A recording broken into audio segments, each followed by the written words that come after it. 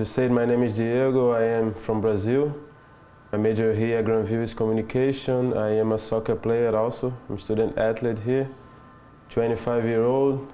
I first came to the US in 2017 to New Jersey. I attended school there, and after 2 years I transferred here to Granville. And here I am, about to graduate in December. Can you tell me a little bit about the lockdown situation in Brazil just now? Currently, the country is going through hard times because there's nearly 2,000 people dying every day from COVID. And when I was there in the middle of this year, over the summer, it was also bad. It was basically the same thing. And there was a lockdown, I couldn't go out. And when I came back, I wasn't able to come straight from Brazil to the United States because of flight restrictions. So I had to stay in Mexico for 2 weeks for quarantine in order to be able to come back to the US. How long were you in quarantine for in Brazil? You went home in March? I was in quarantine for the first 2 months, I would say. And then after this, the government let every citizen do whatever they want, basically, which I think was a mistake, because you can see how things are today. But that's what happened, and after these 4 months, I came back to the United States. And obviously, when you're at home, the time difference is 3 hours? 3 hours, so 3 hours ahead. Rio is 3 hours ahead. So what did you think when you were doing your online classes? What did you think was the biggest hurdle in terms of the time difference? Well, for me, it was because, as you say, the time difference. When I was supposed to be in class, people were like doing other things in Brazil. Some people were like going out for lunch, and I couldn't join them to do these things because I was busy with classes. That was the main thing for me, and besides that, because I couldn't be in one place at some point, I didn't have connection to Wi-Fi or something. So Wi-Fi was another problem because I wasn't always in my house, let's say. And did you find that being at home for such a long period, it's obviously longer than usual, did you find that made an impact for your friends and family?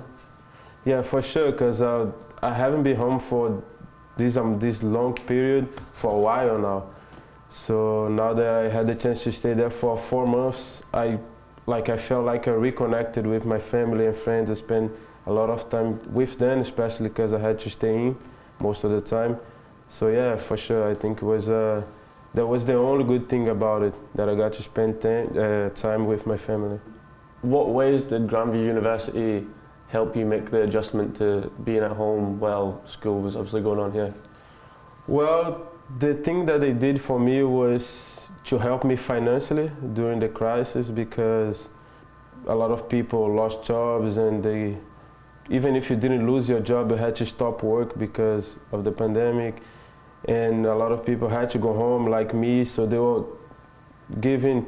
offering people help in case you need to buy like equipment to follow up with classes, or if you need to buy tickets to go home and be safe.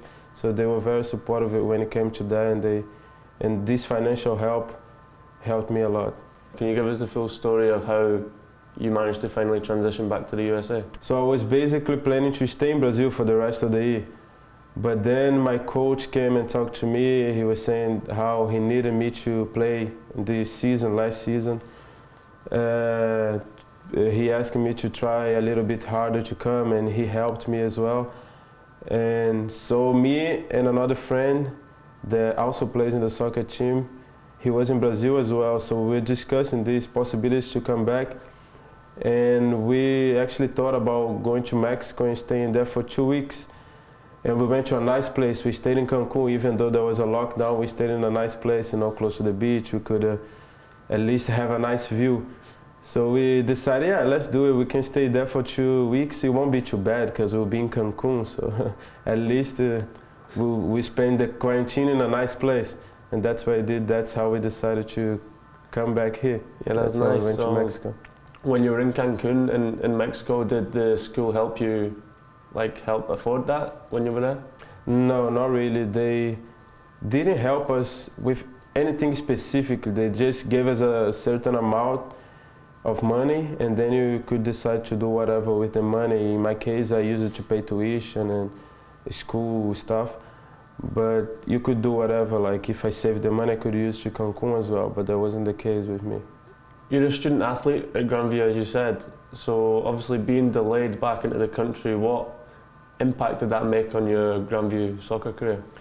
It was actually a big impact, and I feel like it was impactful in the whole season, because I didn't have pre-season. I came here late, like a month late, so I didn't have a pre-season. When I got here, I had to play a game like a week later, and I feel like my body wasn't prepared, because these 4 months I wasn't training as much, and I had a lot of injuries during the season. I feel like this is one of the reasons why I got injured so often, since I never do. And then last question, what is the biggest takeaway, or kind of the biggest thing you've learned from this pandemic? Just the relationship you have with people in person, you know, instead of virtually. Because now that we're not able to see people as often and gather with people as often, I feel like we kind of disconnecting, you know, you're not as close with other people like you used to be. And I blame the pandemic for that, and also it makes me value more when I have the chance to spend time with someone, you know. I think that's the biggest takeaway for me. Nice, well, thank you very much for your time. Thank you, it's a pleasure.